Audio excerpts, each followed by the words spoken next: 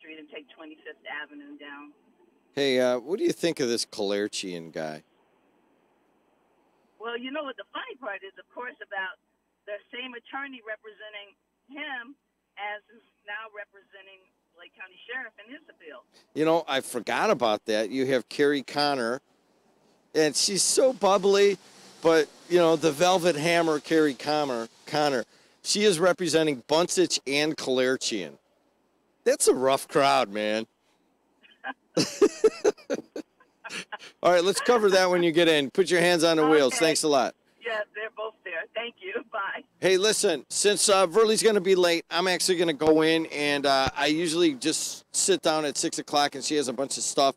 So I'm going to have to drive it for a little while. So I'm going to go inside, and I'm going to get set up with a few topics. I want to talk about the stock market perhaps before Verley gets here, in that the stock market was down, what, 11.75 yesterday. And I had a few people call me yesterday. They said, Jed, what do you think? As you guys well know, I traded for 18 years in the pits of the Board of Trade. And I do have some explicit comments about this. I am not surprised. Believe me, I wouldn't be surprised at anything in the world right now, because I feel like we are in an imbalanced situation. And because of that, you wind up with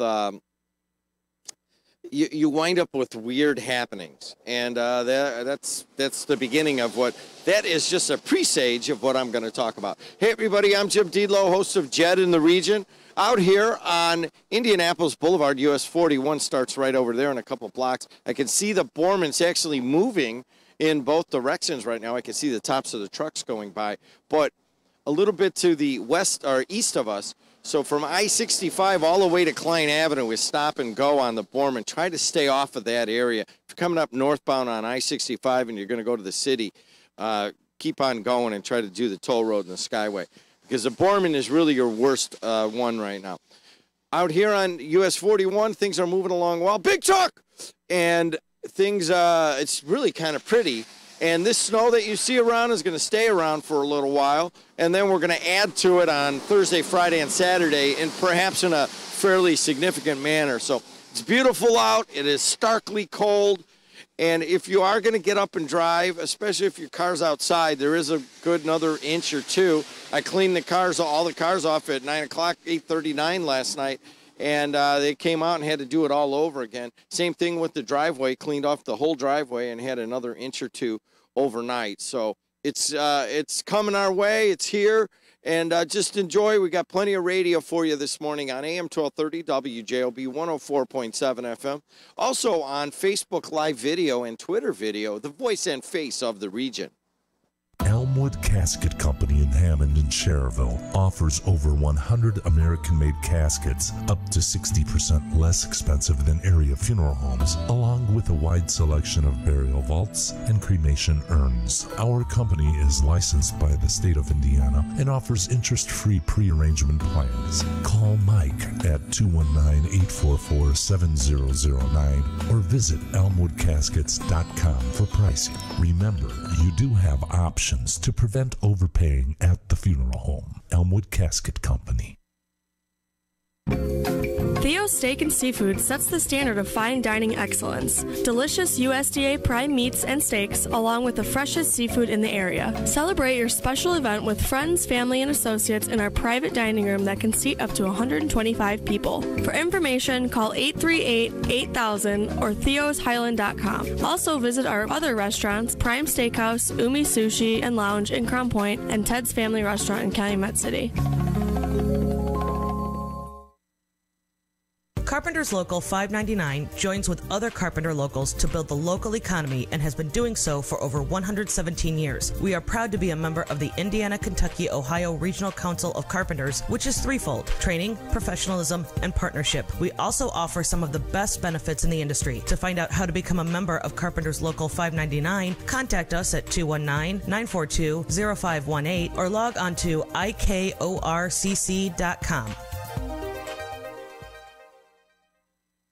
If If you've been arrested or convicted of a crime in the state of Indiana, listen up. You need legal counsel. Doesn't it make sense to call an attorney who not only knows the law, but who knows the system? I'm Nicole Bennett, a former deputy Lake County prosecutor. I do know the system and how to help you with your criminal case. From traffic tickets to cleaning up your driving record to obtaining specialized driving privileges under the new 2015 Indiana law and misdemeanor and felony charges. And as many of you have experienced, I can even have your criminal record erased. Call me at Westland and Bennett in Cherville, 219-440-7550. Again, 219-440-7550. This is Dr. Michael Mintz, a big IU alum and sponsor of IU Sports on WJOB, and you are listening to WJOB 1230 AM and 104.7 FM in Hammond, Indiana. This is Dr. Josephine. Hi, I'm Shamari Walker, lead developer for the Hey JED app. I met Jed at a Gavitt football game where I go to school, and a year later we have developed an app that will eventually change radio as we know it. Download Hey JED at the Google Play or Apple App Stores, and you'll have 22 seconds to share your everyday moments with Jed and WJOB listeners. Hey JED, think it, say it, hear it.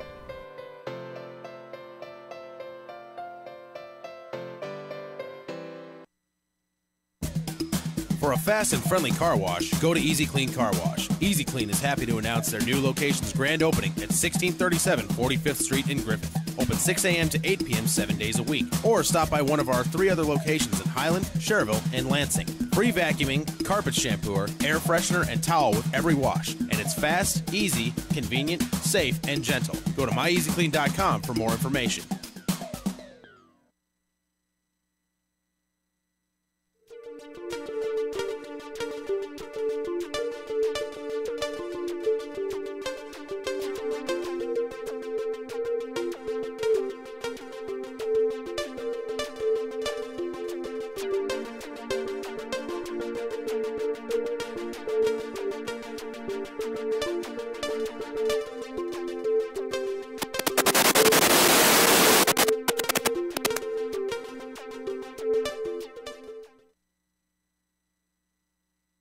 Hey, everybody, what's going on? AM 1230, WJOB 104.7 FM, the voice and face of the region. 6:07 in the Calumet region. Burley's running a little bit behind schedule in this nasty weather, and it's not surprising. Let's take a look at traffic. 294 around the city looks actually surprisingly well. 80 going east and west up to Joliet looks good. It's closer to home that you got problems. And as always in the morning, it's westbound.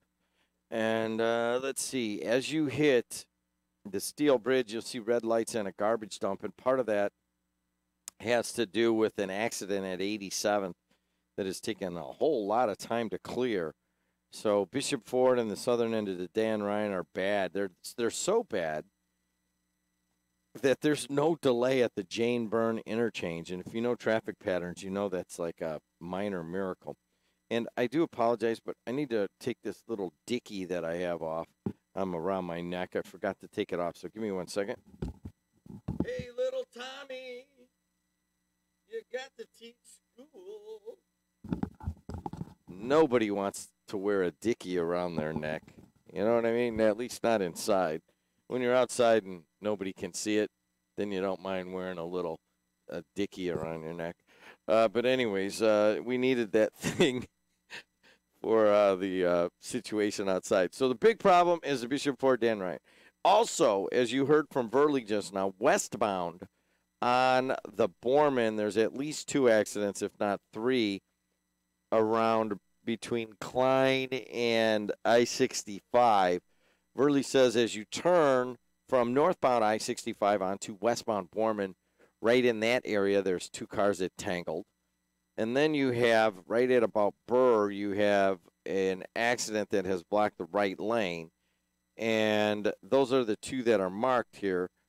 We have word that there might be another one in that area also. So I guess what that tells you is that westbound Borman is very icy. As a matter of fact, it's very icy out. And part of that is there's been like these half attempts to melt the icy snow, and it's a very cold snow, believe me. I don't mind shoveling snow, But last night was kind of a little bit uncomfortable. And part of it, I kept thinking about Stan Dostotny. Stan is just a longtime region guy that was just a region guy. And he passed away over the weekend.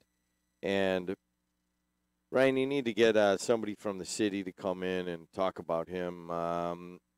Usually I do it on the morning of their funeral or maybe the day or morning of their wake.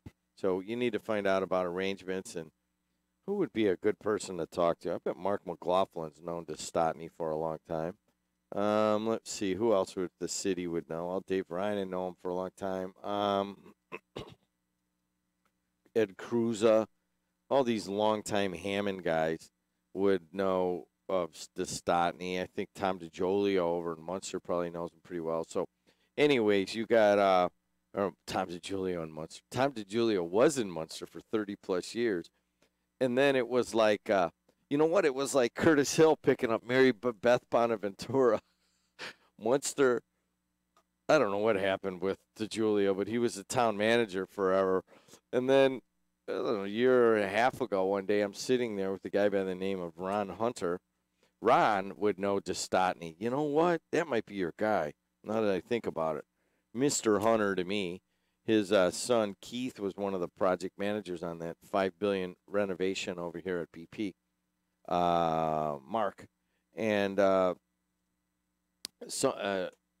Hunter is somehow on, like, the sewer. I think he might be the representative for Dyer on, like, the Hammond Sanitary or something to that effect. But he has something to do with the Dyer. And he's like, well, DiGiulio as our town manager. And I'm like, what? DiGiulio's your town consultant or whatever it is, town engineer?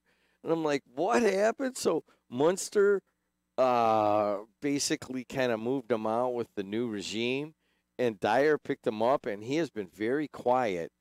And all of the people in Dyer that know they have DiGiulio are pretty quiet about it because he is so qualified, and they probably picked him up for a song. Or at least, less than what he was making in Munster. And they're like, all right, we got a good deal. The guy's got, if you've driven through Dyer, there's good drainage, the roads, there's good planning on all the roads. And, they got DiGiulio. Now, I don't know if he's still there. I know that that was a couple months ago was the last time I saw him and last time I talked to Mr. Hunter about it. Mr. Hunter, by the way, is worried about drainage in Lake County big time. Don't get him started. He was Superior Engineering. He ran it over down the street forever.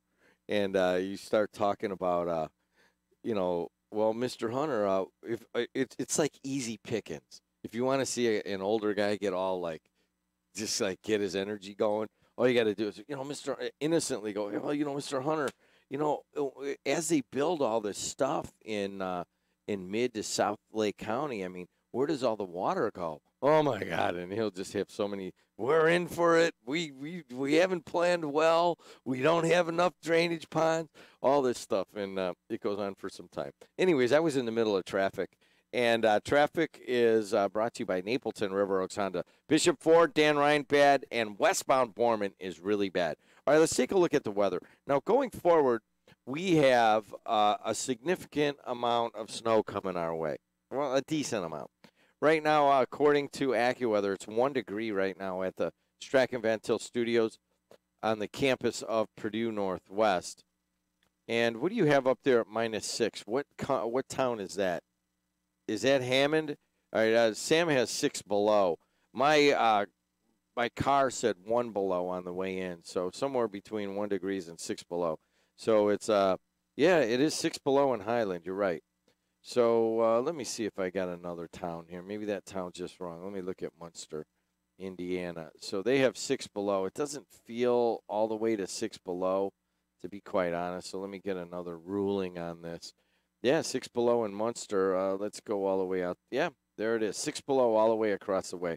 So I'm going to go with, say, 2 below to kind of midpoint this. 2 below 0 right now in the Calumet region, all the way from Hammond, here where Local 599 is, all the way to Portage, where Local 395 is. We should get up to maybe 20 degrees, turning cloudy and very cold later.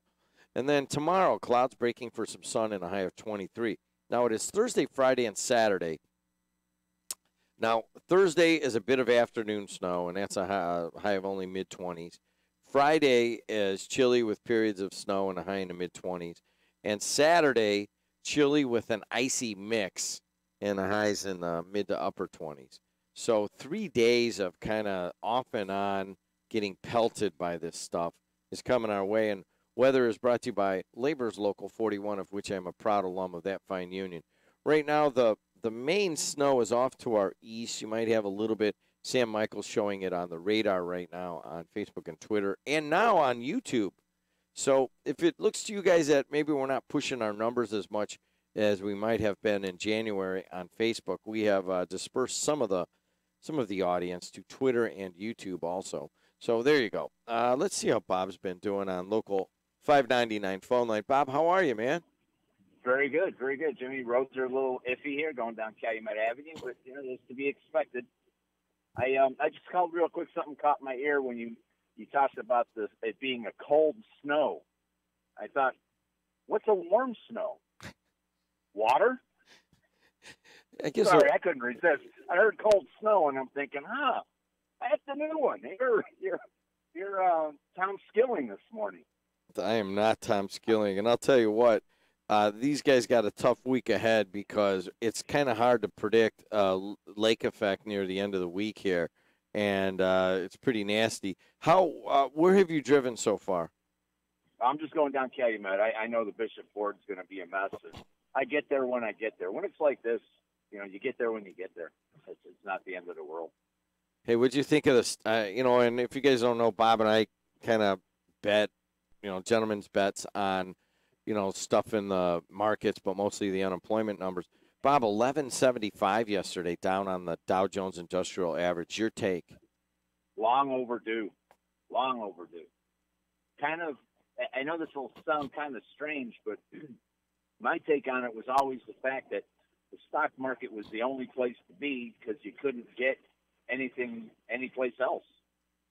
Your savings accounts were paying 0.15%. Bonds were absolutely next to zero. So that was the only place to go. And now we're getting back to the new normal, shall we say. Wages are going up, so there's going to be inflation. We're getting back to a more, I don't want to say accurate because there's no such thing as an accurate economy, but a more realistic economy. Unemployment's down, wages are going up. Things are not the doldrums that we had. It's normal, long overdue. Actually, like I said, getting back to my original thing, I think it's long overdue. I think it's actually in a weird way, in a truly, truly weird way, it's a sign that the economy is actually doing well. Explain. It's just my take on it. Well, because interest rates are rising because there is the threat of inflation. For years, we had interest rates near zero. Money, they were giving money away. You couldn't borrow money any cheaper. And it really wasn't doing anything to the economy. Now we've got tax cuts. We've got all these things in play at one time. And I think it's much more representative of how an economy should look. I'm not saying this is perfect by any stretch of the imagination, but you can't have the economy in such a way that the only place people can go to try to get something for their money is one place. That was the stock market. If you put it under your mattress, it was the same as putting it in a bank. There was no other place to go, really. If you want to get extremely speculative, I guess you could, but this is showing, I think to me, it's a sign more that the economy is actually healthier, it's getting healthier. Let me put it that way, all the way around. It's not healthy to have your interest rates at 0%. That's not normal. That's not realistic. It's nothing. All right, and before I leave, I know you got other people waiting to call you, but I don't really have it in me all that much this morning, but can I do a Dave Kuziak weather freak out? Yeah, go ahead. People, there are plows out there. You need to stay out of their way. They're not out there because it's a bright, sunshiny day, people. And you people in those pickup trucks, will you just slow down? Okay, just slow down. You see that light coming up ahead of you? It's probably going to change, people. There's nothing wrong with riding the brake a little bit today, people. I'm just saying. It's my family out there too, people. Let's slow it down. You better have a blanket in that car and fully gassed up car, blankets, and water, people. These are the things that you have to have this time of the year. See you, bye. Oh, there you go. Ryan Walsh with some sports before Verley gets here. That's pretty funny, actually. It could look, hey, little Tommy, you want to teach school. How you doing, Ryan? Tired? How about you? What do you mean tired, man? You shoveled get up the driveway in the this morning. Oh, did you really? It's heavy snow today. Yeah. People that are old and out of shape, don't shovel. Use your snowblower. I'm in shape. That was tough. You know what? I'm in reasonable shape last night, and what it was is that it was really cold, and I was having just a little bit of trouble breathing. I don't know why that was. It was a stark cold. It was 0 degrees or so, and the snow was still heavy. I don't get it because typically when it's that cold, the snow is lighter. I'm with you. It was kind of a heavy snow last night, and all that garb on you got to wear. It just gets. It makes you a man. You know what I mean? So you got up what time? 4 o'clock to snow? 4:30. 4:30 to shovel the snow? Ate my breakfast a little bit quicker today. Went out right away after breakfast. You eat breakfast every morning? Oh, yeah. It's the most important part of the day. Do you? I mean, look, you got cereal, you have toast, you have muffins, you have English muffins, you have sausage, hash browns, pancakes, French toast. I mean, why would you waste that opportunity to eat some good food in the morning? I have friends that don't eat breakfast. And I think they're absolutely insane. Insane. Sam, I got a feeling that you and I are insane under that definition. Well, I mean, I have something. I don't know if it constitutes yogurt, breakfast. Yeah, fruit, but it's too early. I'm barely struggling to get Well, the part shower, of it is get the over here. time. I would Yeah, sit down. I love it. Like on the weekends, Alexis, like she'll make me big breakfast, sometimes Saturday and Sunday, and it's just like I love it. But I'm just too lazy, man. Mm-hmm. Perizzoso, yeah, that's pretty good that you'll get up because that they say that's the one they want you. Your body needs energy at that hour, but your body also needs to get to work on time. Yeah, you need a little extra boost in the morning, carbohydrates and some protein to get you going. The dilemmas that you face in high school are really the same dilemmas that you face throughout your life.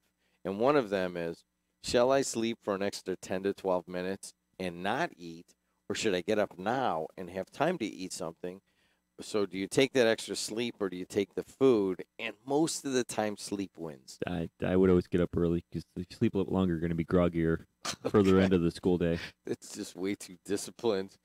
I'm gonna write the slacker handbook one day, and you're gonna write the breakfast handbook. You're gonna be like the memo out of the intelligence committee, the memo, and then the rebuttal. You write the thing you're supposed to do, and then I'll write the rebuttal. Hey, Ryan Walsh and Sam Michael are big sports guys in there hanging out in the morning. We had another sports guy in here yesterday, Brandon Hall and Brittany from my sports broadcasting class, along with Raven, were all in here, and they interviewed me yesterday.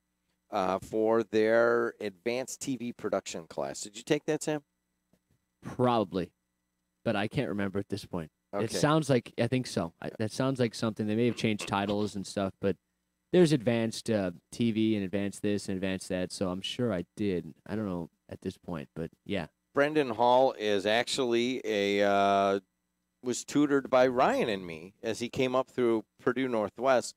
And now you guys can see his byline on a lot of different articles at the Times Sports Department. He's a very good writer. You know what I mean? He's got I talked to him about it. He said he goes, man, now I get on the radio with you guys and he could just kind of talk. He goes, now I have to choose all my words. And I'm like, well, that's writing. That's what writing is. You choose words. And he's like, yeah, I know, but it's just so much easier just to talk. And but he's really said he's really liking it. And if you guys see his byline, you'll know that that's the same Brandon Hall that used to host the Friday Night Football and be on the air with us. So it was good to see him. Yeah, we see him a little bit. He was out there with us at Lowell on the football sectional championship against Griffith, and he came on for a couple minutes. Me and Peter did that live pregame and postgame from there. Oh, he did? Yeah, so he came on. He was with the Times. He came on for a couple minutes before. So I see him sporadically. Once in a while, we'll be at the same game. I actually saw him Saturday night at Bishop Knoll. So he's always talking to me. He's always pressuring me. He's like, man, we got to do a show, man. I'm like, yeah, I'm trying, but it's hard to get free time for everybody to match up. So evidently you mentioned to him that maybe we'll do something on Sunday. Tell him, yeah. Because he told me standing right there in the studio, oh, Sam and I are starting on Sunday our new show. Yeah. And I'm like, okay, you better do it because he's excited, man. We've had this discussion like 3 times now where it's always, we can try this day and then it never seems to work. But we had that going on, that I thought podcast you guys were good. We do. But, it's hard and it kind of fell out of rhythm. And now it's one of those things, once you stop doing it for a week or two, I always say this, about when people go to church, right? Once you don't go for a week or two, it's like, okay, no problem. I can miss every single week. And all of a sudden, that's how our podcast has got. It's like, no big deal. I'll go next time. I'll do the show in 2 weeks. We'll do it after the Super. And then all of a sudden, the Super Bowl's over. I think the last show we did was probably a playoff preview. So we got to get together. And we lost one of our buddies who kind of just said, you know what, I'm not going to have a career in broadcasting, so I'm out. And so I think we'll just pick up Brandon and go from there. Jim, this is Winston. For the computer reboot, press caps, locks, and shift back towards lowercase per letter fix. Bounce keys will ignore repeated keystrokes until some time has passed. For accessibility options, you may find additional troubleshooting answers in the comment sections. Now, control panel, click Start, Settings, control panel, accessibility options, and refresh. I didn't mean to cut you off. I think this kind of slipped up there. And if you guys want to leave me a Hey Jed message, just download the app and do it. You and Brandon got to do this thing. He's excited. You can't say no. It was like a child yesterday. What's never saying no. It's always kind of, You're always kind of saying, and then you just don't do it. Hey, we've got aftermath of the Super Bowl. But Ryan, what else we got in sports? Yeah, we'll start with that. 7% down from last year in the viewership. Just over 104 million this year for the Super Bowl viewing. Last night we had college basketball. It was IU whipping Rutgers 65-43. Juwan Morgan leads the way with 24 points. And for the rankings, Purdue stays at number 3 as Villanova and Virginia both keep on winning. So Purdue stuck at number 3. Purdue back in action tomorrow night against Ohio State, 7:30 right here on WJOB. I'll be there. NBA action. Sacramento Kings rallied from a horrible start of the game to beat the Chicago Bulls 104-98. Things got pretty bad for the Bulls. Brook Lopez throws a chair after being ejected. Bulls are on that tailspin down to the bottom, right where they need to be for the tank. The Washington Wizards 111-102 over the Indiana Pacers.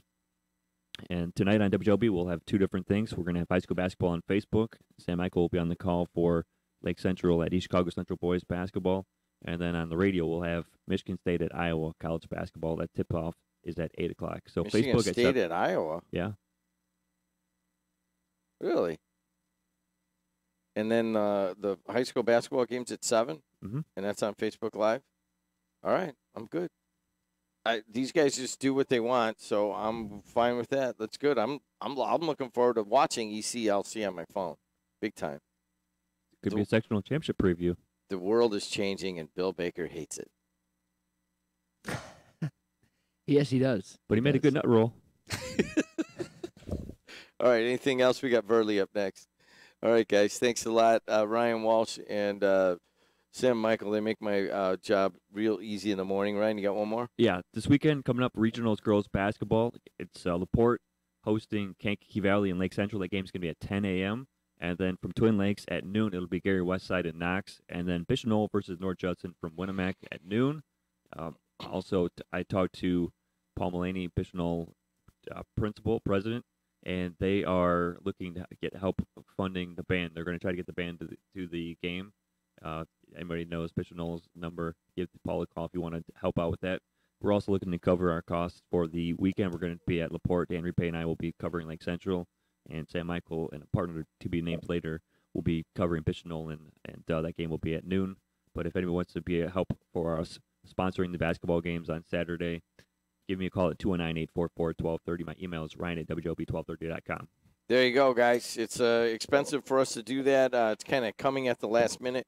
We're going to try to do both Bishop Knoll and Lake Central in video on your phone, and that costs a lot of money, so it would be great if somebody steps up. In a perfect world, we'll roll from Lake Central to Knoll right into the Purdue pregame show on Saturday. But, hey, you tell people your plans, you know what happens. Want to make God laugh. Verley's here. Giovanni's in Munster, Northwest Indiana's premier Italian cuisine. Come enjoy our expertly prepared veal, steak, seafood, and other Italian delicacies. Experience over 20 years of entertainment with our piano player Jack every Friday and Saturday evening in the lounge. And join our VIP or e-rewards on your next stop in. Host your special event, shower, or celebration in our back room. Giovanni's is located at 603 Ridge Road in Munster. Call 836-6220 to make a reservation. Check out our menu at giosmunster.com.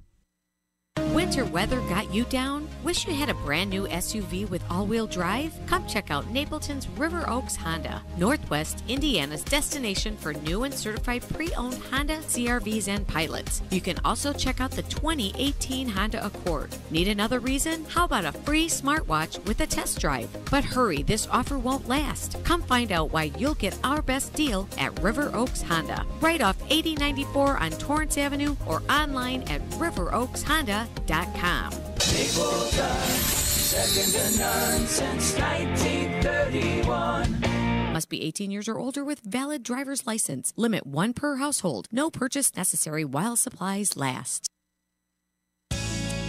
Need a ride? Call Dial-A-Ride, 932-2530, then hit number 4 on your telephone. Dial-A-Ride is free public transportation for North Township residents, sponsored by Frank J. Mervan, North Township trustee. Rides available weekdays 7 a.m. until 5 p.m. Dispatch call center open 24 hours a day, 7 days a week. Accessible vehicles available. To schedule a ride, call 932-2530, then press number 4. Dial-A-Ride service and this message, sponsored by Frank J. Mervan, North Township trustee. Ironworkers Local 395, through their contractor employers, the Northwest Indiana Contractors Association, are the workers you see building Northwest Indiana. They are the craftsmen building your schools, hospitals, malls, steel mills, and manufacturing plants. They support local charities, including Tradewinds and Chasing Dreams, and they coach your kids after work and on the weekend. They live, work, and contribute to all of our local communities' economic growth. To find out more about these organizations, visit ironworkers395.com or nwicontractors.org. Hey, what are you guys going to do when you grow up? Me, I'm going to talk on the radio. And thanks a lot to Rick Kubik for sending in a Hey Jed message. And many of you are starting to do this, and I very much appreciate it. Our buddy Matt also hit us up, and let's see what Matt had to say. Hey, Jed. Driving home from Bloomington today, and from Rensselaer on, it's been in a blizzard. The state of Indiana is spending all this money building new roads and infrastructure, but they don't know how to plow or salt. It's an absolute joke. And you know what? Maloney, Matt, I traded with him at the Board of Trade. He grew up on the Illinois side, and there's a lot more money you got to pay in taxes on the Illinois side. But hands down, they do a better job moving snow over there. Agreed or not? 100%. I had to laugh at Bob this morning because I'm like, snowplows in Indiana? Like, where are they? Last night I drove down 294, left the airport about 10-ish, got home about midnight, maybe left about 9:30. I was behind. In Illinois, I love how they plow their streets. There's 4 plow trucks, all staggered, each in their separate lane. I'm behind the lead one in the left lane, going 30 miles an hour the whole way home. The minute we get to Torrance, they pull off, and there I am, smack dab in snow, all the way home. Indiana streets, we got to talk to Illinois and get them to at least go to Calumet Avenue and let our plows go all the way to Torrance, or somehow so that there is not a gap. Well, this is hard to say, but this is where you and Chuck Pullen agree about something.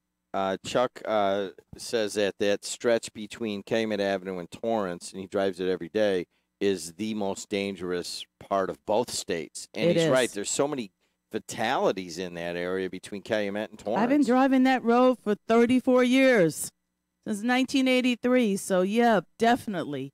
It is ridiculous. 6:33 in the Calumet region. What time is it? It's time to go to Albert's. Shop at Albert's to find that perfect gift for your Valentine. You want to say I do at Albert's? They do a big article on that in the Times today. They're having big weddings there. Visit albertsjewelers.com/weddings. To find out more, call 322-2700.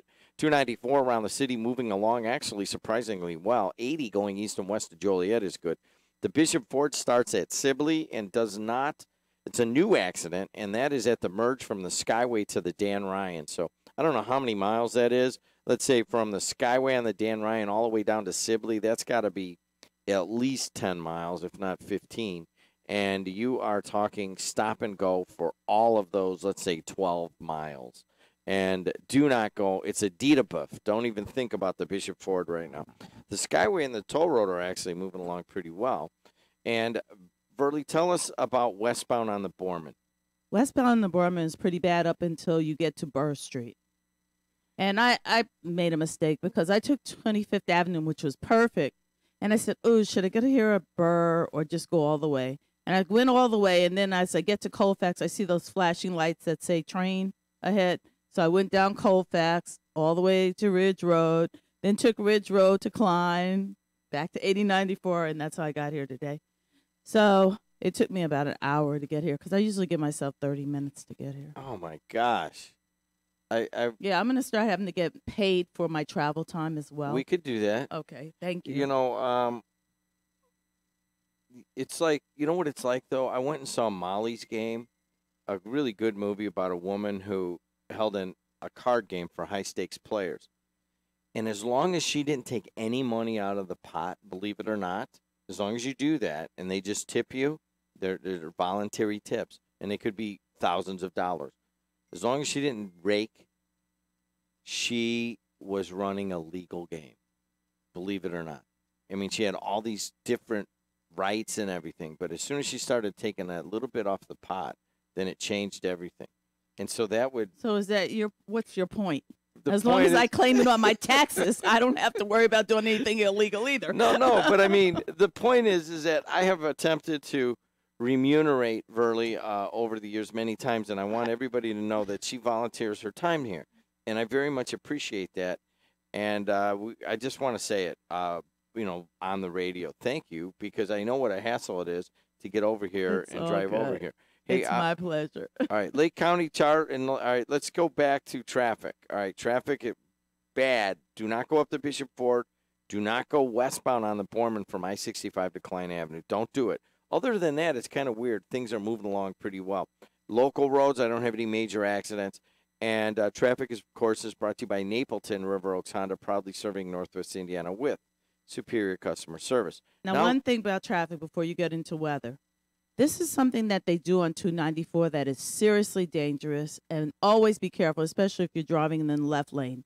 Whenever there's a backup on 294, whether it's going east or west, north or south, whatever you want to call it, there are people who will drive in the shoulder, in that left shoulder, and they will drive really fast with backup traffic. And I watched this yesterday where, if you're in that left lane and you're just over that line a little, and here they come zooming, there's a crash. And I saw two guys in those pickup trucks actually almost getting into a fight yesterday because one came zooming by and hit them. So be careful, because that is something that is seriously dangerous. Driving the shoulder like that, that's kind of an Illinois thing. It is. It's always on 294. Yeah, you don't see a lot of that in Indiana for some reason. Thank God. But I know what you're talking about. As a commuter, I mostly took the train, but I would sometimes take, I would drive. And the Bishop Ford was a lot worse then, even, believe it or not, than it is now. And there were all these people that would drive the shoulders, man. And I never saw that. You never see people driving the shoulders on the Borman when it's backed up. I don't know why. It's just a different situation.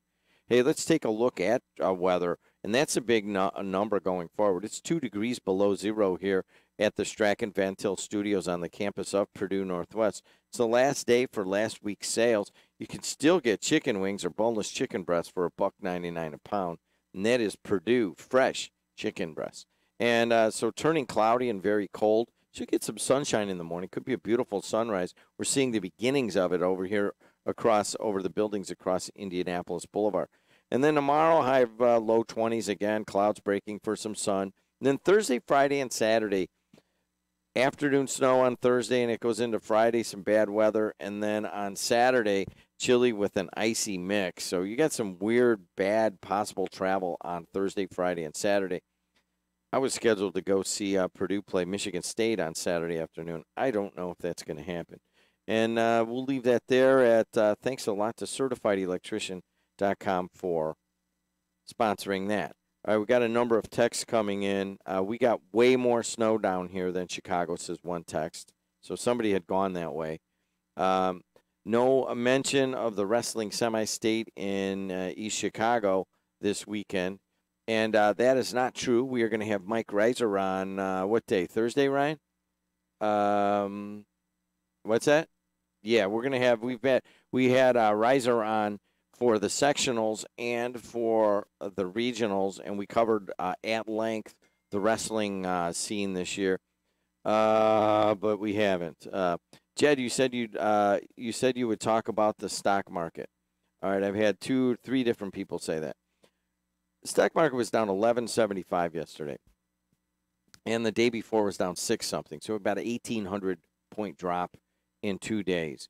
And right now the Dow is down maybe 200 or so, 129 now. It was down 3, then it was even, so it's just like whipping around. And part of the reason that I'm not surprised, and I shared that with you guys, is that I've lost all my money twice, and then I watched my dad lose his. So there's not a lot that surprises me anymore about the markets and the economy and money and all that stuff. But I feel right now that there is an imbalance going on. And the imbalance is that it's a cultural and a structural imbalance. And Verley and I can discuss this. The cultural imbalance is that we have become a society that admires wealth a lot. And we admire, our folk heroes are the richest and greediest people in our society. And that worries me because we run a history of, back to biblical times, of having just a little bit of distrust at those who want to take more. Okay? I'm okay with pushing as hard as you can to get as much as you can, but at some point there's a sweet spot, and we've gotten out of the cultural sweet spot. And the second part is, we have a structural situation that we've set up in which, especially our taxes and the way that we've set up our society, is that for some reason, most of the wealth that is created just gets funneled to the very top 1% of our people. And this isn't a socialist manifesto or anything. It is just that I believe there is a sweet spot to our economy, just as there's a sweet spot to life and a sweet spot to weather, and there's a sweet spot you want to be in. And when you get out of that sweet spot, then weird things can happen. And that's my analysis of it.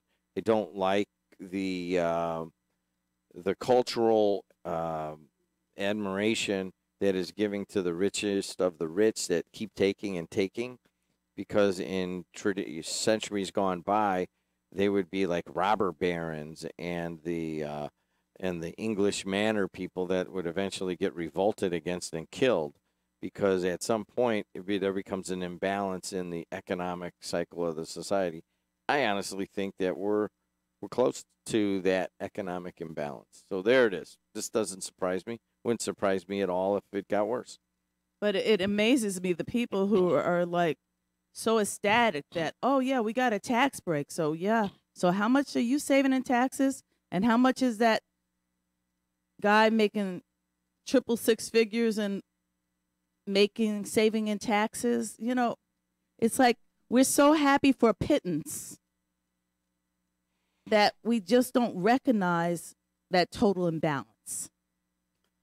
Well, that's to me, it's the structural and the cultural are kind of related. The structural is, we just changed our tax code to further push more money to the top of our society. Exactly. But the cultural beliefs and mores that we're carrying these days are like, that's good. Let the richest of the rich get richer because it's going to trickle down. It's because it's going to trickle down, or maybe my kids will be one of the richest of the rich. And I get all of that, but I think that somehow we lost our way in our beliefs in society and our admiration of wealth. I never got this. People would go to Omaha, Nebraska to see Warren Buffett talk and quote him, and they're like falling down at his knees as a cultural hero. And I get it. The guy's a humble man, and he's done very well, but he's also one of the greediest men in America. And nobody says that ever. And it's like But didn't he point out that his secretary pays more in taxes than he does? Oh, absolutely. And he's done a lot of good. And we're talking about percentages, folks, not actual dollar amounts. Percentage of income toward taxes. It's the I don't get it. I mean, I've always had just a little bit of I look askance at extreme wealth as like, man, I don't know if this is something just doesn't feel right. But what if you're like the Gates, where you have extreme wealth, but you make your children work and you give to so many charities around the world and you help to educate people? I mean, there's nothing wrong with extreme wealth if you use it to do good. I understand that, but in our society, it is the admiration of that extreme wealth that gets me. I don't get it. I don't understand why that is they're like the new gods. And I'm like that. I think that has an ultimate imbalance to society. And I don't know exactly why. It just makes me feel like a weird queasiness inside. I can almost not verbalize it. And I think that at some point that's going to show up in our market economy. But I hope it's not now, and it may not be for many years. Anyways, right now the Dow is down 200 points. We got a lot of local stuff to get to, but let's talk to Bob right now. Bob, what's going on the roadways right now? Oh man, you get into Chicago, it's wide open. You see the pavement. I mean, it's a market difference, like you guys were saying, when you go from Indiana and to Illinois. I think the biggest difference, I truly believe the biggest difference is in Illinois they put down a lot of salt. Because these roads I'm not going to say they're dry, but it's where there's any condensation on the road at all. It's just slush. And in Indiana, I was going down Calumet Avenue. It's just snowpacked. They really do not know how to plow in Indiana. I don't think they get down to the asphalt, and I truly believe they don't put down salt at all in Indiana. I would love to see what the budget is for the cities and towns and the state. I would love to know what their salt budget is every year, because they don't spend a dime on it. It doesn't appear. You know what? Let me address that. There's a lot of literature coming out right now that the amount of salt that we're putting on the roads is increasing the salination rate of many of our streams. And so now they're trying to actually cut back on salt, and they're mixing it with, sometimes it's even as much as pig manure or beet juice. And they were using a liquid one the other day on 65. Yeah, and they try to mix in other stuff to cut down on the salt. So Indiana's wasn't out of environmental fear, I'm sure. It was more out of cost. But you're right. I agree with you entirely. There's way less salt on the roads here than in Illinois. So what's going on, Bob? No, I just wanted to call in about, I had a mulligan real quick about the economy. There are a lot of rich people getting the crap smacked out of them the last few days. Does it make anybody's life any better? Does the poor single mom in whereversville, Indiana, is her life any better because some guy has just got the financial snot knocked out of him? I think that's a dangerous thing, too. I don't worship anybody because of what they've done. I mean, I respect Warren Buffett's ability to have a philosophy, financial philosophy, follow it for his life, and be successful at it. I do respect that. I don't worship that in any way, shape, or form, but I do have a tremendous amount of respect for that. But we also have the other idea that, again, I'll just come back to it real quick. Somebody somewhere got their financial stuffing knocked out of them in the last 2-3 days. Does that make anybody's life that doesn't have as much as they have better? Absolutely. But I do want to go back to that word you used, worship. And maybe that's a better term. Wealth worship bothers me. And I don't know exactly what the ultimate end of a society that is based on wealth worship where that goes. It almost sounds like a biblical warning, and we missed it because now we're like we've not only allowed the people into the tomb, the money changers into the temple. They are the temple, and I don't know where that leads. Honestly, it bothers me all the time. I do have to say this, Jim. I mean, I invest, I've saved, I've done what I thought was best, for myself and my family, and quite honestly, it's not that altruistic, but I'm also doing this so I'm not over at Frank Mervan's office with my hand out. I mean, what I've done, I've worked for. I haven't inherited anything. I haven't knocked over any banks. I've gotten up and gone to work every day since, I was in high school, but since I was 15 years old, I've had a job. I was raised to know what work was. Hey, Bob, and that, to me, I respect that more than Warren Buffett's, success or whatever, even though he may be a good individual. Ultimately, Bob, let me ask you a question, though. Let's just say in a weirdest of worlds, you made billions of dollars. What kind of person would you be? I wouldn't need anywhere near that. I mean, I'd probably do what Buffett does, give a lot of it away, because I just don't need. My wants are many. My needs are extremely few.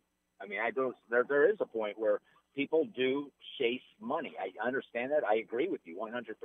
I don't necessarily say that it's evil. People chase a perfect golf score. People chase women. People chase booze. People chase all kinds of things. I mean, to be successful with something, if you're evil about it and you're going to, hurt somebody or do something, evil towards somebody to get their wife or their whatever, I mean, to say that because somebody does something is not inherently wrong. No, that's not what I'm saying. And you know what? I gotta hit it on. Thanks a lot, Bob. I have to address what he said. Yeah. There is no way I'm sitting here and not saying something. Do you really think that somebody who's over at Frank Mervan's office with their hand out is there because they want to be? Do you even realize that there are circumstances where people who are hardworking fall on hard times, that they have to go for assistance? And they're definitely not proud to have to do it, but thank God there is a resource out there to help them. Thank God that there are soup kitchens and food pantries and townships and Catholic charities and other charities that you just talked about, people giving money to these organizations and charities to help people. Thank God they exist. Yeah, you work hard. And a lot of those people who are in line and bread lines and soup kitchen lines worked hard too. But circumstances beyond their control might have put them in a situation where they need a little bit extra help. So nobody's any better because they have a job, better than anybody who doesn't have a job. She's Verly Suggs. It must be Tuesday. Took her a little while to get here, but she made it. And thanks.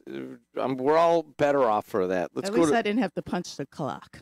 Hey, let's go to Zube on line 2. Zube, how you been? Pretty good. Good morning, Jim. Good morning, Verly. Good morning, Zube. Verly, pop quiz. Why do we park in driveways and drive in parkways? Interesting. Why is that? I need an answer. But no, I have to say, we... why do we park in driveways and drive in parkways? You have to tell me that, because the only place I see parkways were in New York. There are no parkways here. Answer. Yeah, I'm still looking for the answer. We have but parkways anyway. in New York, and parkways trucks weren't allowed to be on. So wait a second. He's right. Highways, right. parkways. So if you were like in front of your house and you brought your car in there, and you were going to park in the driveway. Yeah, you're going to. But then I'm going to take my car in Munster and drive on Franklin Parkway. That's a riddle. Is that the kind of? Wait a second. Is that the kind of stuff you think of on that forklift all night? Google that one. Hey, sometimes that and how warm it is in my bed when I'm not there. But hey, listen. Okay. What was it like last night, all night on the forklift? How cold was it? awesome. I couldn't feel my toes the first hour, so I had to go to the locker and get the toe warmers on. And then by midnight, my cheeks were nice and numb, even though I wear a half of a face mask. And then I had my brand new work gloves. They got wet because of all the snow on the back of the trailers when you got to open up the doors.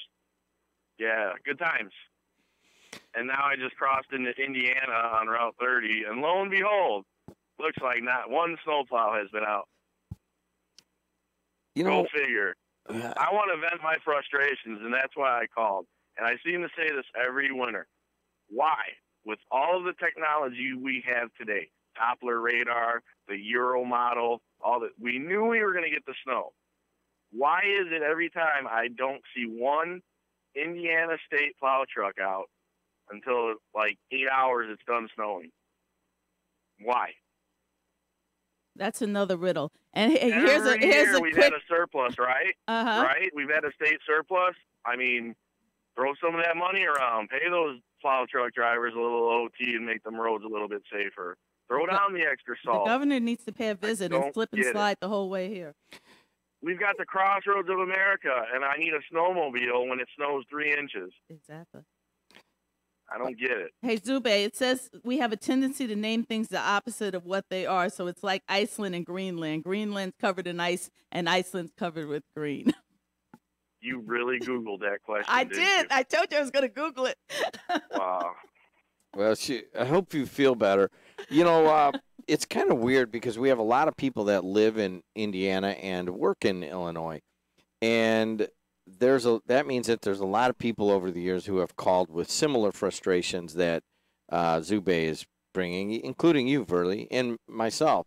And that if you drive into Illinois on a regular basis to go to work, it's not just 1 day or 2 days or 1 week or 2 weeks. Over years, you notice a significant difference between the amount of snow on the roads. But you can notice that locally. I know from East Chicago back in Patrick's Day, the roads would be horrible. As soon as I got to Griffith, I could drive on pavement. What time would you say it stopped snowing? About 10:30-ish, 11? You know, I was out shoveling, and it was still snowing at 8:30, and I cleaned off all the cars. So somewhere between 8:30 and my first urination break at about 12:30 in the morning.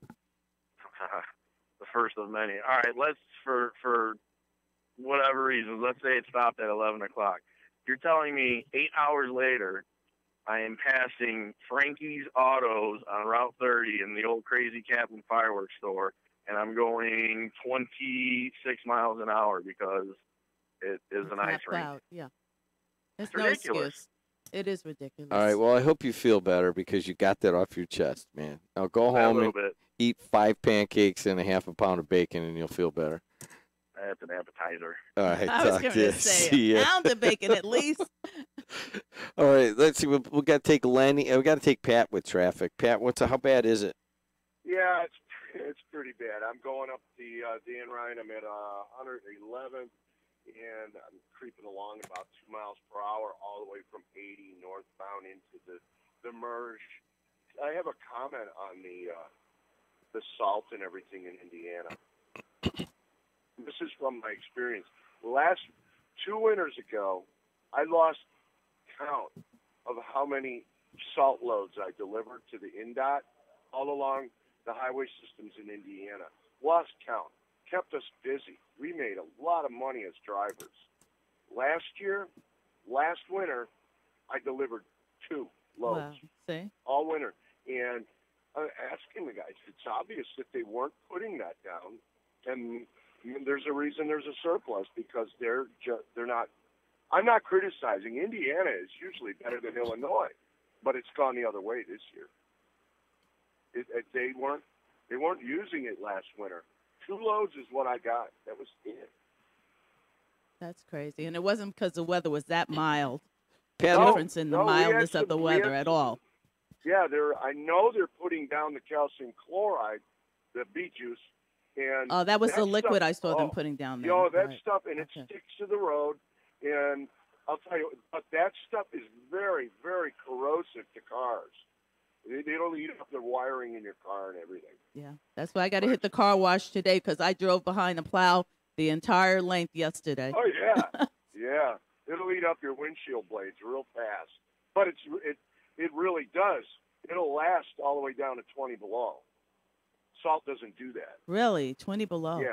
It- Oh yeah. It's sticky too, man. That's part of it. Yes, Is it is. part of the beet juice is if they do come by with salt later, it will hold it rather Well, they than were doing salt yesterday in Illinois. The beet juice, I saw them doing on 65 the other day. yeah. I mean, up in Michigan for years and years and years, and all I remember was they always just used sand. Yeah, they had to stop doing that. I drove to Michigan on Thursday night, got caught in 3 different blizzards, total whiteouts.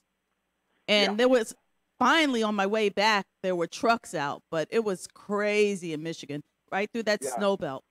All right, I all right. don't know what the problem is with Indiana this year. All right, Pat. Thanks a lot, buddy. Talk to you. Bye-bye. All right, we got to get Lenny and Brian, and then I'll take the spots. I'll take a little longer break, okay, Ryan? Ryan's getting mad. All right. Hey, Lenny, how are you? Hey, Jim. Hey, Burley. Just a real quick update Hi, on Lenny. I-65.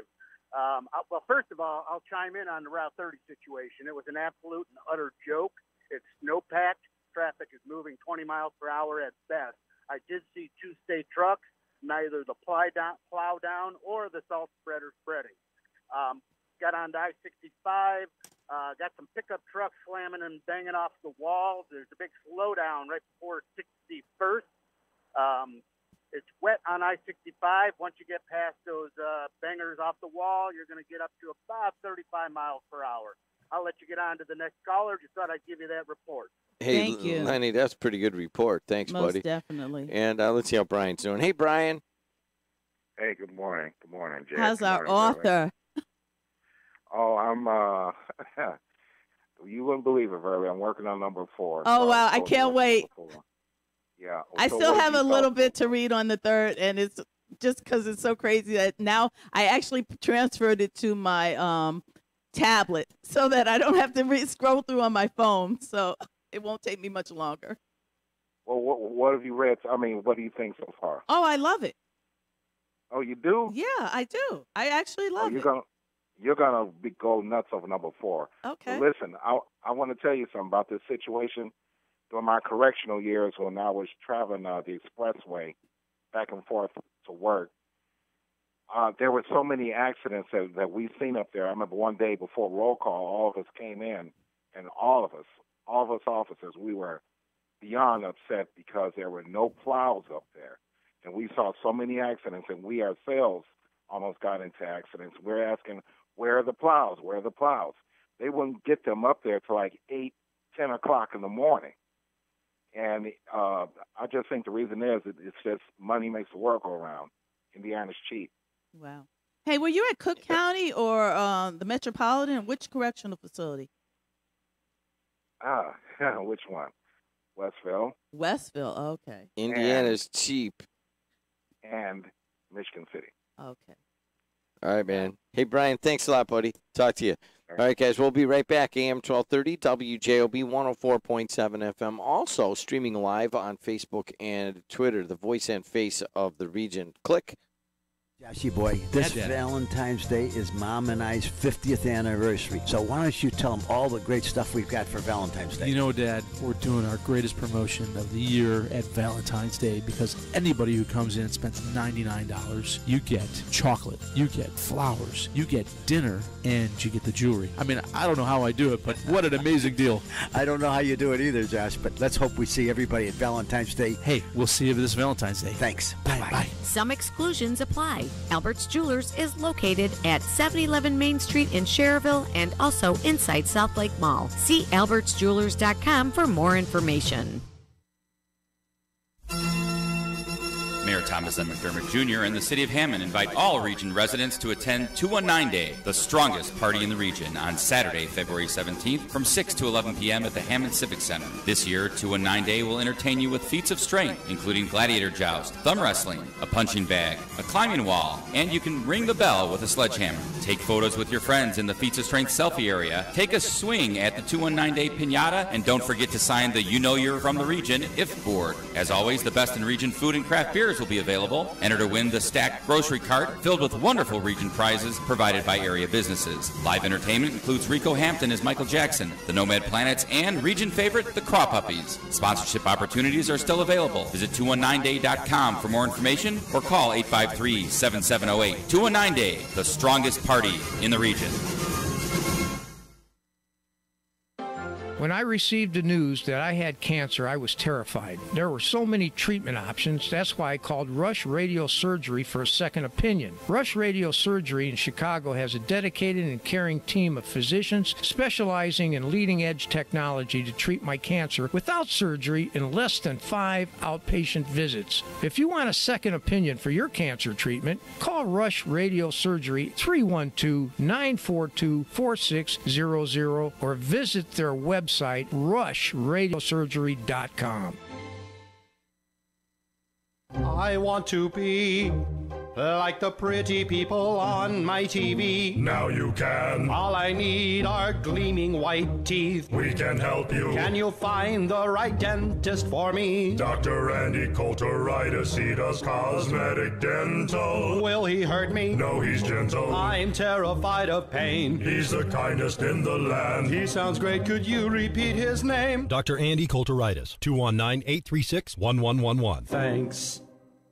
Hello, everybody. This is Raimundo Garcia speaking. You know, the busboy from El Taco Real. I'm here at WJLB to announce that I am not the most interesting man in the world. I use bar soap when I shave. I once ate a hot dog with ketchup on it. I put my jeans on one leg at a time. When I drink beer, I sometimes drink Dos Equis. Sometimes I drink Corona. Sometimes I drink margaritas, and sometimes I drink Bordeaux. I don't always eat Mexican food, but when I do, I eat at El Taco Real. At El Taco Real, you can get Dos Equis, Corona, great margaritas, as well as fine wine. So when you want great Mexican food, go to El Taco Real. I'm the busboy, Raimundo Garcia, and not the most interesting man in the world.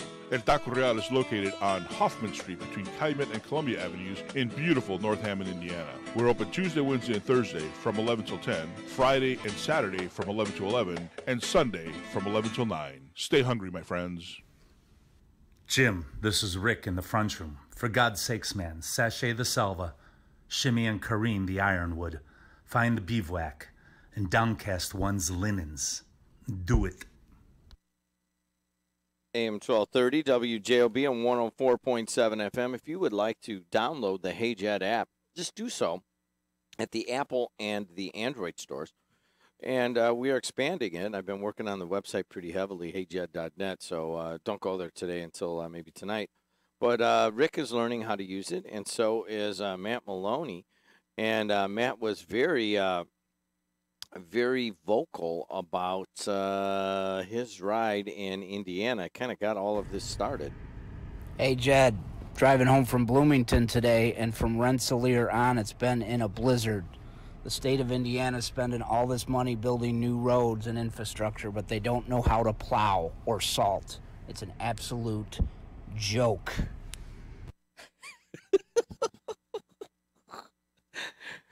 You know that guy, you know how funny he is. Board of Trade guys just always sound like they're always slightly half-cocked, and he's one of them. Hey, 294 around the city looks pretty good in both directions. A little bit slow going up, but not too bad. 80 going east and west looks good. Now, you got some big problems on the Bishop Ford from Sibley all the way up to the merge with the Skyway. As you heard Pat say there, he was going on very, very light speeds, and that is for about 12 miles. So that takes – I always had this theory caught in that traffic that was taking just a few seconds off the end of my life every time I drove it, and you may get that feeling today. So sorry about that. And but the Skyway and the toll road, wide open, believe it or not. Now, your problem also is on the Borman. Now it is bad from I-65 all the way to Klein Avenue. How long is that, Burley? Maybe 5 miles? Yeah, exactly. It's like it's got to be a good 6 miles maybe. And then also northbound I-65 right past US 30 going in there by the electrician's hall and by the carpenter's new hall. It's slow there also. So I don't know why it's been backing up though from 8094, on 65 up to the toll road. For some reason, they've been having backups there a lot. those if you lived in Winfield right now and you wanted to go to the city, I guess you could. It's not going to be an easy chore. I mean, a lot of times they can make that in 50 minutes. You're not going to make that today. You're certainly not going to make it down to Borman. Actually, a worse drive would be like working in Munster and living in Winfield, because you couldn't take the Borman. You'd have to take 30. Then you heard people tell us all about 30. So good luck with that. Sorry, guys. It's some bad traffic on the Borman and the Bishop Ford. So when they finally do build the new Klein Avenue extension to replace the old Klein Avenue extension, how many people who are making that commute will actually pay that toll to save that time? I think that's what, I mean, I think it's still moving forward from what I hear, but perhaps people are rethinking that because it's really a small amount of people that would use that for the commute. In other words, if you're in Winfield, like I'm talking about, you either come down and you take the Borman all the way up wherever you're going to O'Hare or whatever, or you take the Skyway Toll Road if you're going to pay the money. It's really kind of a small area. Now, I lived in Griffith, right off of Klein Avenue, and we could get on Klein Avenue, and Mad Mac or Trevor Domazet or whoever was driving me, or sometimes I'd drive myself, you could get on Klein Avenue and zip up Klein Avenue, take that extension, and be downtown in the morning at 5 in the morning. You could be downtown in half an hour on the southern end of the Dan Ryan. Now, it takes more now because now you got to loop around and you got to get on the toll road, and then the toll road is not as direct of a route, so probably at 7 minutes to it. But it's this kind of a small geographic area that would use Klein Avenue for a commute. And then those people in that smaller geographic area from Griffith, Maryville, maybe parts of Crown Point, that come in this kind of heart of the central of southern Lake County that would go up that way. And then do those people want to pay? That's another question. Right. And there's people that would rather wait in that Bishop and the Dan Ryan Bishop Ford thing right now. What is your thought on that? I pay for convenience. Do you think they should rebuild this and make it a toll road? I don't think it should be a toll road, but if that's the only way that's going to get it built, because it's like most highways are turning into toll roads. And the tolls originally were just there to pay for the funding of building, and now it's for maintenance and everything else. Goes to city and state coffers for other issues and things. But I pay for convenience. So, yeah, there's roundabout ways I could go without paying a toll, but the convenience of getting there is worth me paying the toll. Hey, let's take a look at what's going on. So traffic there is brought to you by Napleton River Oaks Honda. Now, in terms of the weather, it's cold today and you got some sun. It's beautiful out right now. You got a purple-pink sunrise, and it really is pretty out there. And everything, it's just snowed, and outside of the ice and the bad traffic, it's really kind of pretty outside. But that should change later as it gets cloudy and just gets very cold later in the day. Pretty cold evening overnight. And then tomorrow you get a high of only around 21, 22 degrees. Thursday, Friday, and Saturday, high in the mid-20s on all three of those days with precipitation expected, especially on Friday. So going forward over the weekend, it could be anything. And that'll be weather brought to you by our good friends at Laborers Local 41, of course, which I am a proud alum of that fine union.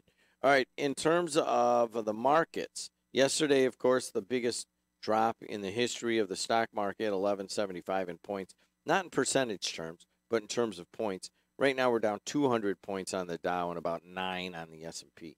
Verley, we got a few things to get to. If we can get to the Vahan Kalerchian situation. Yesterday, Vahan Kalerchian was sentenced to 100 months in prison by Judge Van Bachlen.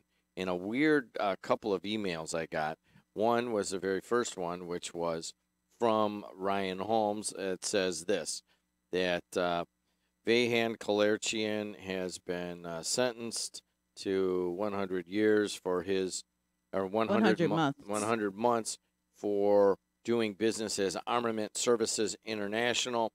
He was sentenced before Van Bachlen, and he was taken into custody immediately.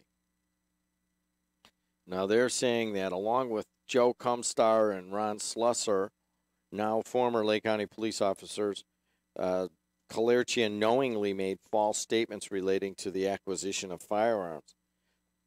Cumstar and Slusser, who have pleaded guilty, used their positions as sworn law enforcement officers in coordination with Kalerchian, using his position as a Class 3 felony or federal firearms licensee to acquire approximately 71 fully automatic machine guns in the name of the Lake County Sheriff's Department. So evidently you can't get those unless you have a license. They use the license of the Lake County Sheriff's Department to buy 71 machine guns. And I just want to know where the guns ended up in the streets of Chicago or where have you, in the hands of criminals.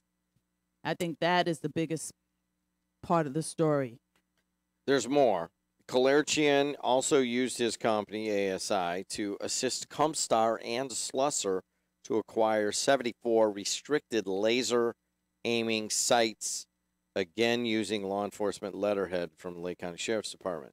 These Class 3B laser sights were restricted by the Food and Drug Administration. In addition to the charges, Kalerchian was also found guilty of money laundering and false statements to the Bureau of ATF.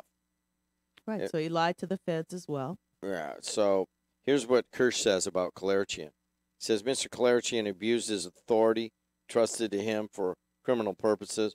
The 8 years that he will spend in federal prison, which began today, should be a deterrent to others similarly situated that act for illegal purposes. The U.S. Attorney's Office will continue to aggressively prosecute our nation's firearms laws, and so forth. So just a couple minutes later, I get this from Carrie Connor, and Carrie says the next email on my thing. And Carrie Connor is his attorney.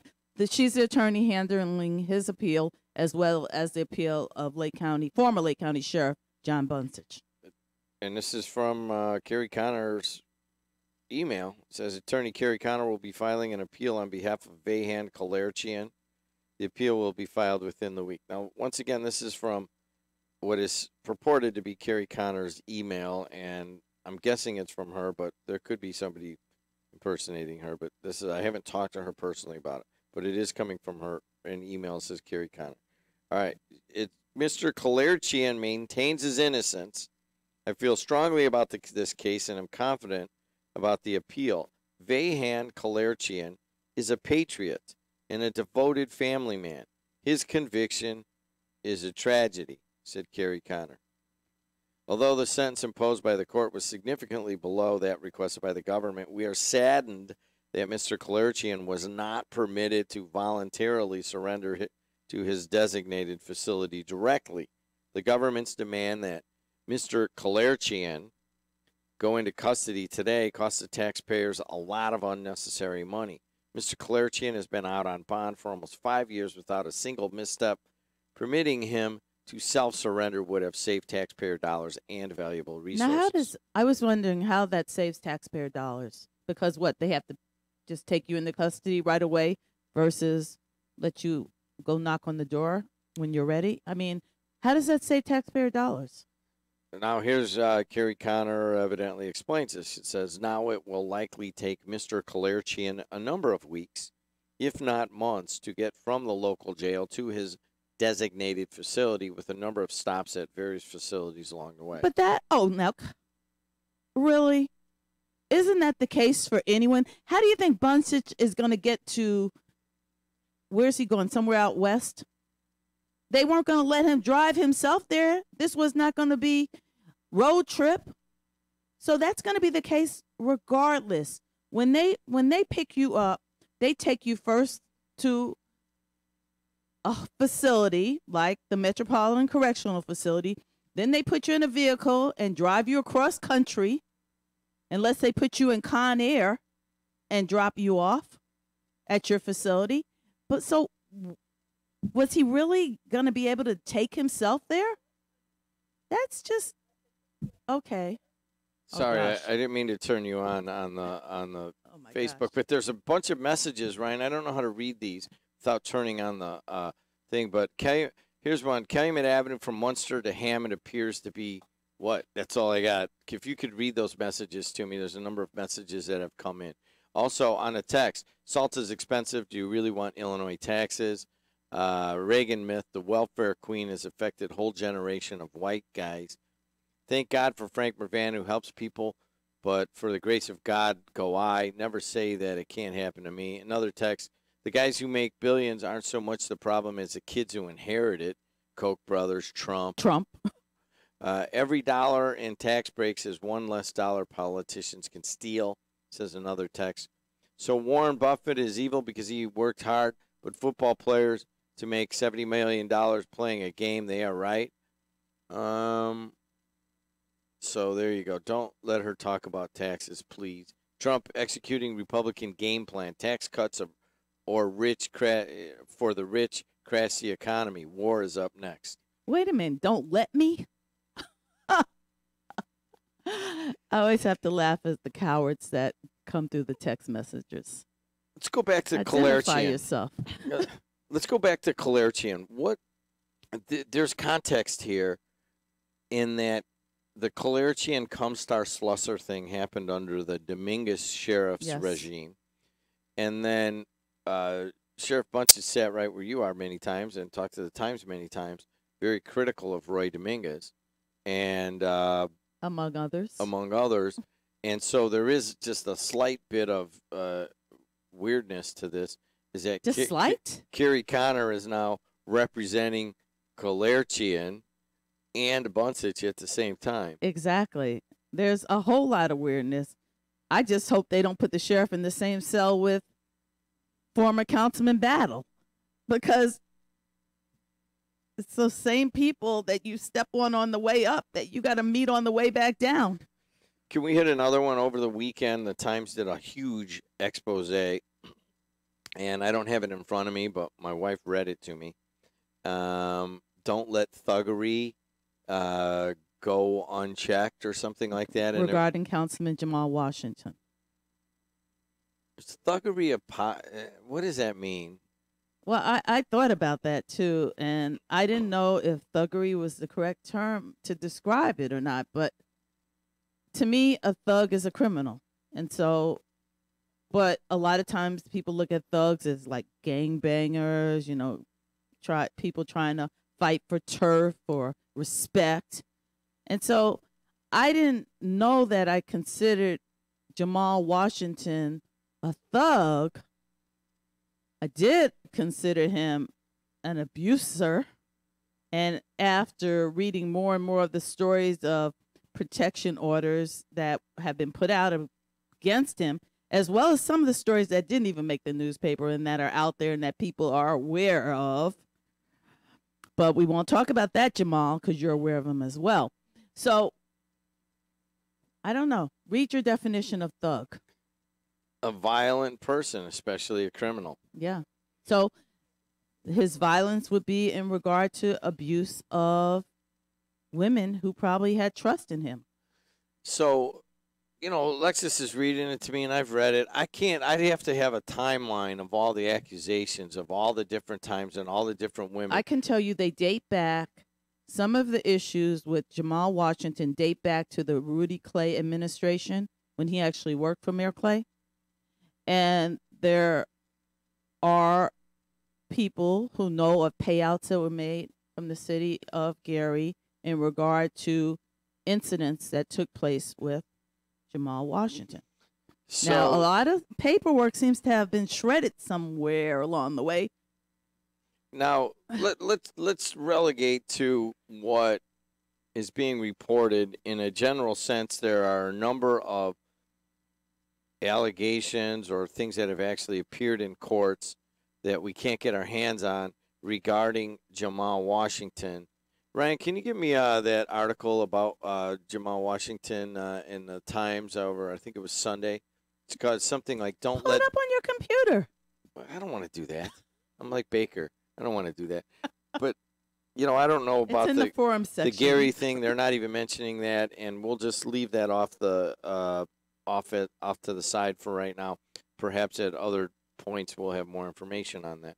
But there's a number of things, and I'm like, all right, which one is real and which one was somebody shredded the documents in the county, and now we can't find out what exactly the judge said and what he got in trouble for because those documents have been shredded off. I mean, but it looks like there's a pattern for Jamal Washington. Most definitely.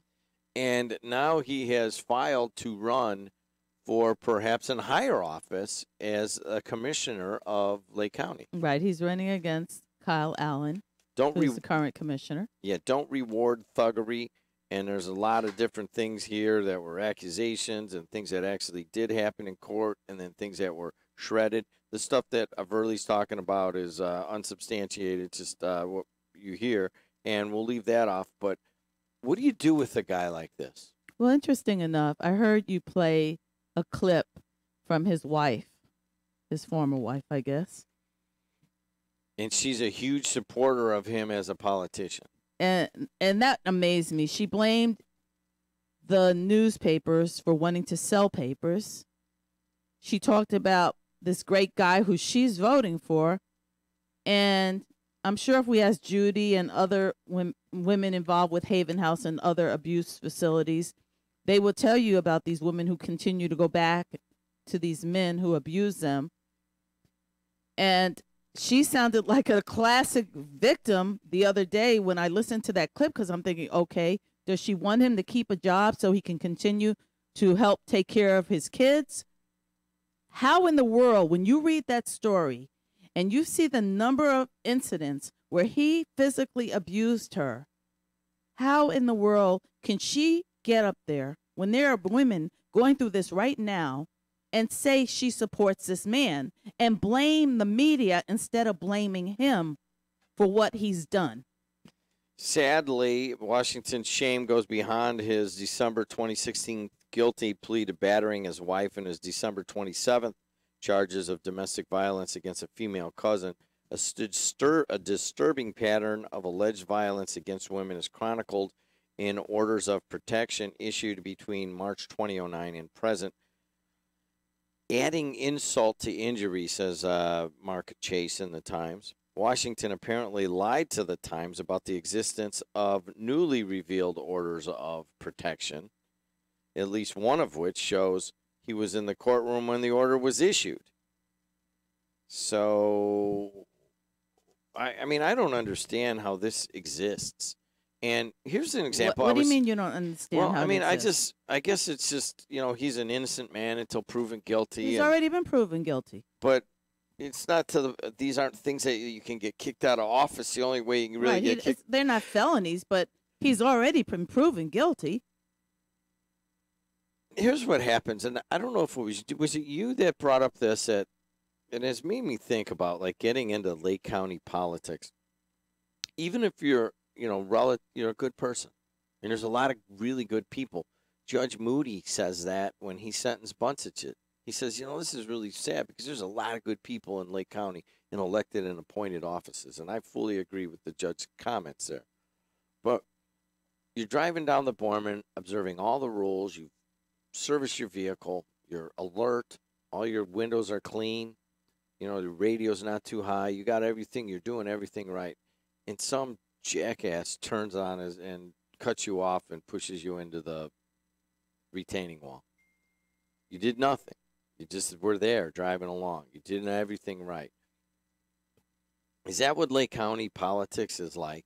You're driving and you're a regular person. You're doing the right thing. What? And then you have people around you that taint the entire you're tainted because you're in that same pool with them. Oh, my goodness. Where in the world did you come up with that analogy? That is like so bogus.